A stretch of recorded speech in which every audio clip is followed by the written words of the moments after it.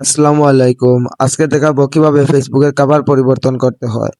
তো যদি নতুন আইডি হয়ে থাকে তাহলে কিভাবে কভার এড করবেন, আর যদি পুরাতন আইডি হয়ে থাকে তাহলে কিভাবে আইডির কভার পরিবর্তন করবেন আজকের ভিডিওতে দেখিয়ে দিচ্ছি। তাহলে সর্বপ্রথম আপনি ফেসবুক অ্যাপে চলে যেতে হবে। ফেসবুক অ্যাপে চলে যাওয়ার পরে আপনি দেখতে পারবেন আপনার আইডি শো করছে। শো করার পরে আপনি আপনি এই প্রোফাইলের উপর টাচ করবেন বা এটার উপর টাচ করবেন। টাচ করার পরে যেকোনো একটা টাচ করার পরে আপনাকে নিয়ে যাবে আপনার হোমে। হোমে নেওয়ার পরে আপনি দেখতে পারবেন আমার যেহেতু নতুন আইডি হওয়ার কারণে আমার প্রোফাইল কভারটা দেখাচ্ছে না। আর যদি পুরাতন হয়ে থাকে তাহলে আপনার কভার দেখাবে। যদি পুরানো হয়েও থাকে আইডি আর আপনি যদি কভার এড করেন নাই, তাহলে এখন এই ভিডিও থেকে আপনি কভার এড করতে পারবেন। তো কিভাবে এড করবেন দেখিয়ে দিচ্ছি।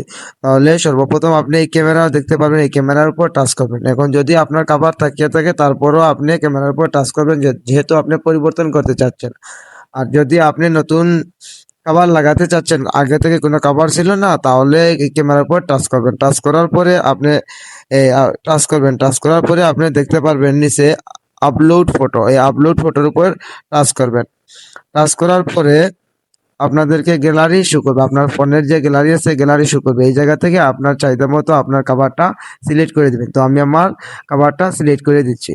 তারপরে অনেক সময় দেখবেন ছবিটা বসছে না সঠিক জায়গায়, তো আপনি একটু ডান দিকে বাম দিকে সরাইয়া দেখতে পারেন সঠিক জায়গায় ছবিটা বসিয়ে দিবেন। দেখতে পাচ্ছেন আমি এই ছবিটা সঠিক জায়গায় বসিয়ে দিচ্ছি।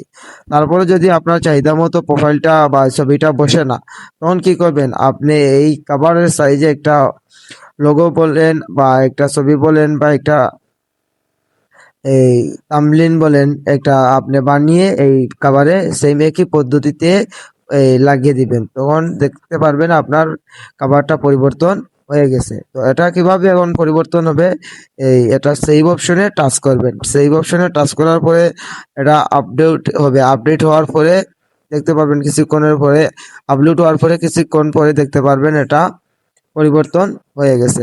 তো দেখতেই পাচ্ছেন আপলোড হয়ে গেছে। আপলোড হওয়ার পরে দেখতেই পাচ্ছেন আমার আগে এই প্রোফাইলও ঠিক আছে এবং কভারটা পরিবর্তন হয়ে নতুন কভার দেখতে পাচ্ছেন লাগছে।